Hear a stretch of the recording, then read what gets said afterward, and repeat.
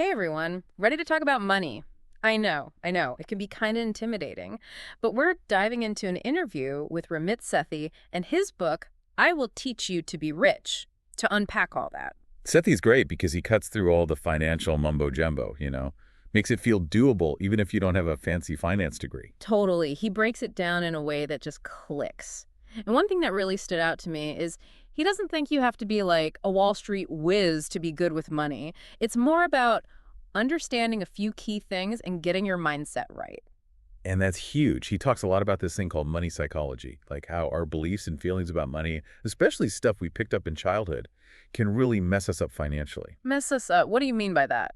Got an example? Think about it. How often growing up did you hear things like, we can't afford that? That stuff sticks with you even when you start earning good money. It creates this fear, like a scarcity mindset that holds you back from making smart choices with your cash. You know what? Now that you mention it, my parents stressed about money constantly. It made me almost scared to spend it, even on things I needed. And that's exactly what Sethi helps you see and overcome. You got to recognize those deep-seated beliefs.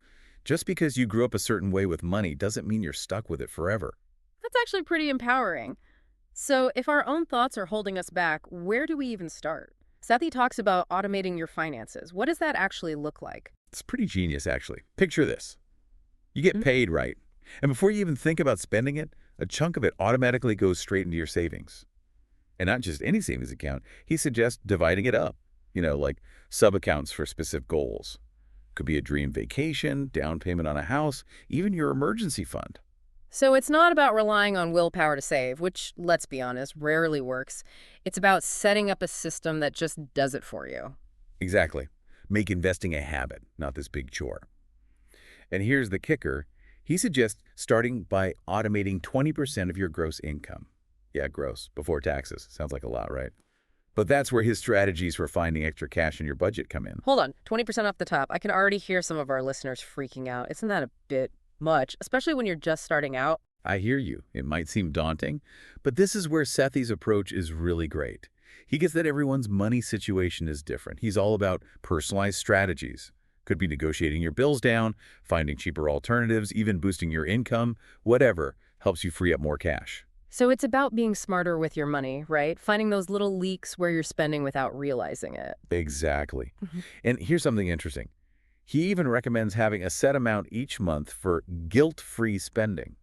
Money you can use on whatever makes you happy, whether it's dinners out, hobbies, or just treating yourself. Wait, he's not saying you have to become a penny pincher to build wealth. Not at all. In fact, he stresses enjoying life and spending on things that bring you genuine happiness. Ooh, that's a relief. Seriously, though, it's about finding that balance between enjoying now and investing in your future. Exactly. And that's what makes Sethi different. Money isn't just spreadsheets and numbers. It's about making your finances work with your values, creating a life that reflects what truly matters to you. Okay, now I'm really interested. So we've covered automating savings and guilt-free spending. What about the big, scary I word, investing? Where do people even begin? This is where Sethi busts another myth. He's all about making investing easy and approachable.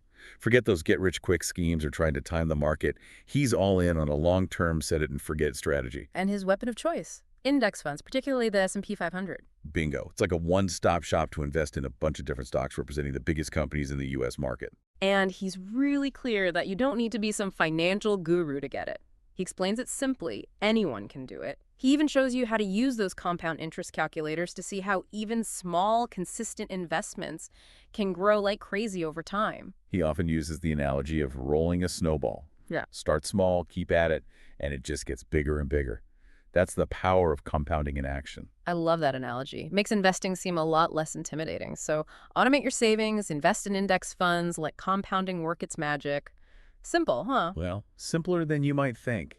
But it takes a shift in mindset. You got to play the long game, tune out those get-rich-quick sirens, and trust that slow, steady growth is the real key to building lasting wealth. It's about delaying gratification a bit, right? Making choices today that your future self will thank you for. Kind of like that famous marshmallow experiment where kids could choose one marshmallow now or two if they waited. Exactly. And you know what? Those kids who could hold off and wait for that second marshmallow tended to be more successful later on. Better grades, stronger relationships, just generally happier. So how does that apply to personal finance? It's all connected. Building wealth and designing a fulfilling life, it's the same idea.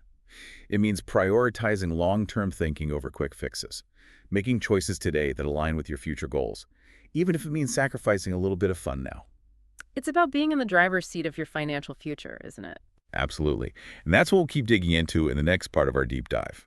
We'll explore more of Sethi's tips on busting those limiting beliefs, aligning your spending with your values, and designing a life rich with experiences, strong relationships, and personal fulfillment. Stay tuned. Back again. We're picking up our deep dive into Ramit Sethi's world and how to build a life that's actually rich, not just, full of cash. Before we got into investing, we were talking about how the way we grew up with money can really shape our financial habits today. Yeah, those early experiences can stick with us. Sethi talks about this thing he calls the appetizer rule, which I thought was really interesting. Okay, the appetizer rule. Tell me more about that. It sounds kind of funny, but I bet there's more to it than meets the eye. Right. So he says when he was growing up, his family rarely went out to eat, and appetizers were like this luxury they couldn't really afford. Now, obviously, he's doing pretty well for himself, and he orders whatever appetizers he wants because he can, and it gives him this feeling of abundance, like he's come a long way. I totally get that. It's not even about the appetizers themselves, really, is it? It's that feeling of being able to afford something you couldn't before, like a small victory over those old money mindsets. Exactly. It shows how those early messages about money can stick around even when our situation changes. But the good news is, once we see these patterns, we can start to change our thinking. So, how do we actually do that? How do we break free from those old beliefs and have a healthier relationship with money? Sethi talks about questioning those old scripts, those things we tell ourselves. Like if you find yourself thinking, I could never afford that, stop and challenge it. Is it really true? Or is that just an old belief that's not doing you any favors? It's like hitting the reset button on your money programming. I like it. Exactly. And it's not just what's going on in our heads. Sethi's big on surrounding yourself with the right people, too. He says he only works with people he likes and respects. Now, not everyone can be that picky, but it makes you think. Right. It's not just about avoiding annoying coworkers. It's about choosing who you spend your time with and whose voices you let influence you. He's really big on this idea that negativity can rub off on you, especially when it comes to money. He even talks about those little phrases people say, like money doesn't grow on trees. Ugh, yes. Those little comments, often passed down from older generations, they can really shape how we think about what's possible, like inheriting these limiting beliefs without realizing it. And it's not about pointing fingers or blaming anyone. They're probably just trying to help or sharing their own experiences. But we have a choice now. We can challenge those old stories and surround ourselves with people who support our dreams and push us to think bigger. Create that positive energy, right? Both internally and with the people around us. Absolutely. And, being intentional about relationships, it goes for romantic relationships too. Hmm. Seth, he's surprisingly open about his own experience with prenups, which I think is really valuable. Yeah, let's talk about that. Prenups can be a touchy subject. I'm glad he's willing to share a story. He and his wife did end up getting one, right? They did. And he's honest about how tricky it was. He even admits he didn't handle it perfectly at first. He was focused on being transparent about his finances, but didn't think enough about his partner's feelings. Sounds like a classic case of good intentions, but maybe not the best execution. Right. And he owns up to it. He talks about how his now wife felt weird about it because, yeah, they talked about her finances, but she didn't know as much about his. It created this power imbalance, which isn't healthy in a relationship, especially when you're talking about something as sensitive as a prenup. That makes a lot of sense. It's not just about showing someone your bank statements. It's about creating a space where you both feel safe talking openly and honestly about money. And Sethi learned that the hard way. He really emphasizes having those money conversations early and often in a relationship, even before things get super serious. Wait, is he saying you should bring up a prenup on a first date? Not exactly. More like use natural opportunities like planning a trip together to talk about expectations and habits around money. Start small and build up to the bigger conversations. That's a good tip. So instead of surprising your partner with a prenup out of nowhere, you might say something like, hey, how do you usually split expenses on vacation? Or what are your thoughts on using travel rewards programs? Keeps things casual, but still gives you a feel for each other's money values. Exactly. He emphasizes that these conversations don't have to be awkward or confrontational. He suggests starting by complimenting your partner on their financial strengths and being genuinely curious about their experiences with money. So, Instead of criticizing your partner for buying too many shoes, you might say, I'm always impressed by how you find such great deals. Would you mind sharing some of your shopping secrets with me? Perfect example. Approach those conversations with curiosity and respect. Create a safe space where you both feel comfortable being open about your financial values and goals. It's all about communication, isn't it? Absolutely. And, sometimes, even with the best intentions, couples might still struggle with these conversations. Sethi and his wife actually ended up seeing a therapist who specialized in working with couples on financial issues. Wait, really? Therapy for their finances? Yeah, and he's very open about it. He stresses that it's not a sign of weakness or failure to get professional help, especially when it comes to something as important as your financial well-being and the health of your relationship. Like relationship therapy, but for your money. Exactly. And he says it was incredibly helpful. In one session, the therapist asked them what money meant to each of them. Sethi immediately thought of growth, picturing charts and investment returns. His wife, on the other hand, she said, safety. Wow, that's such a clear example of how differently people can think about money. It was a huge aha moment for them. It helped them understand why they approached financial decisions so differently and allowed them to have more empathy for each other. It's a good reminder that there's no one right way to think about money. What matters is that you're communicating openly and finding ways to align your financial goals with your shared values as a couple. Exactly. And yet, throughout this whole interview, Sithi shares a lot of practical tips and systems for managing your money. He lays out his 10 money rules, which are basically his personal guidelines for financial success. 10 money rules, huh? Are those like set in stone or is there room for flexibility? He's clear that they're not one size fits all. They're more like guiding principles you can adapt based on your own situation and values. Okay, I'm intrigued. Give me an example. What's one of these money rules and how might it work for someone just starting out on their financial journey? Well, one of the most fundamental ones is to always have a one-year emergency fund. That's a classic piece of advice for sure.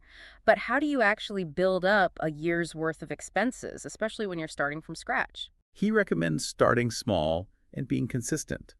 Even if you can only save $50 or $100 a month at first, it's still something.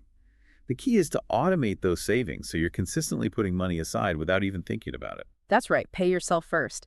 And I love that he emphasizes that this emergency fund isn't about depriving yourself, it's about peace of mind. Knowing you have a cushion can actually free you up to take more risks and chase those dreams, wouldn't you say? Absolutely. And that actually leads us to another one of his rules. Never question spending money on things that bring you joy.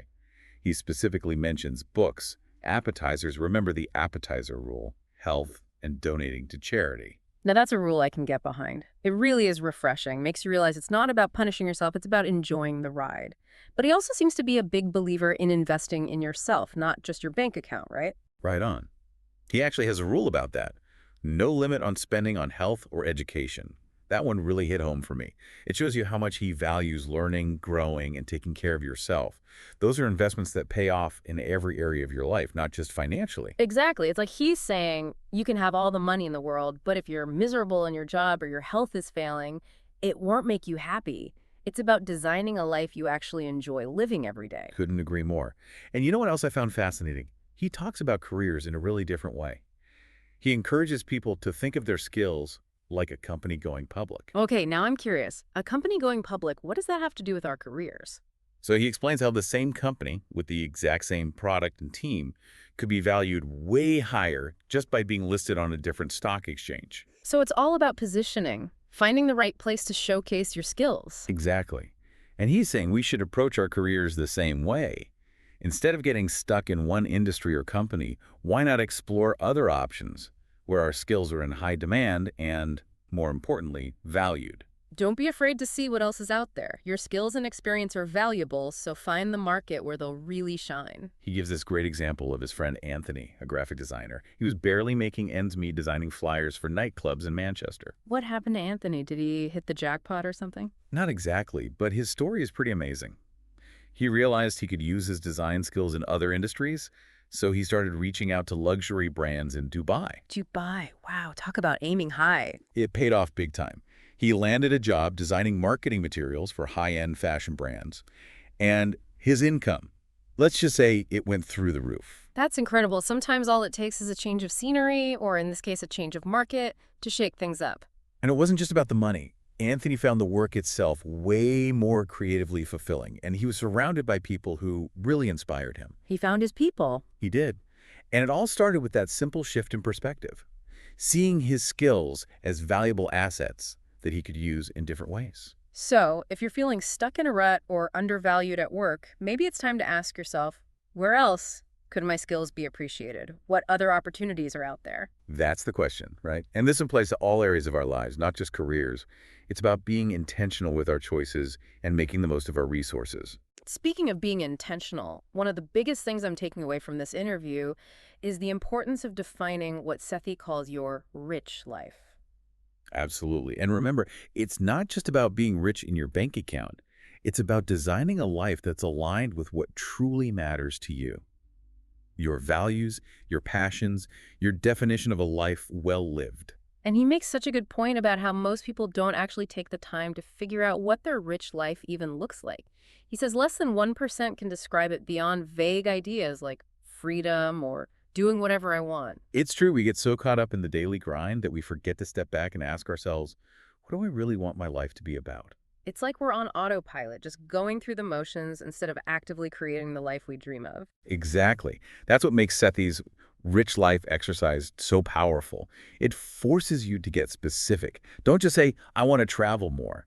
Ask yourself, where do I want to go? Who do I want to experience it with? What do I want to see and do? It's about painting a clear picture, right? Getting those details down. Because when you know what you're working towards, it's so much easier to make decisions that actually get you there. And that's where those money dials he talks about come in. Once you know your non-negotiables, those things that truly bring you joy, you can start allocating your resources accordingly. So if travel is a top priority, you might cut back on eating out or entertainment to save up for that dream trip. Or maybe you invest in a coaching program or a weekend workshop. Because personal growth is what matters most to you.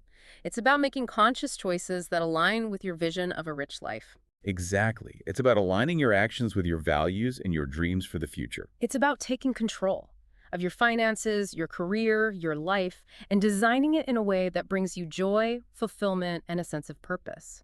That's what I'm taking away from this deep dive into Ramit Sethi's world. Money is a tool. It can be a source of stress or it can be a source of freedom. The choice is ours.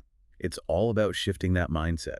From scarcity to abundance, from fear to possibility. It's about recognizing the power we have to create a life we love, starting today. And that's what makes this whole journey so exciting. Thanks for joining us on this deep dive, everyone. We hope you found some valuable insights and inspiration to start designing your own rich life. Until next time.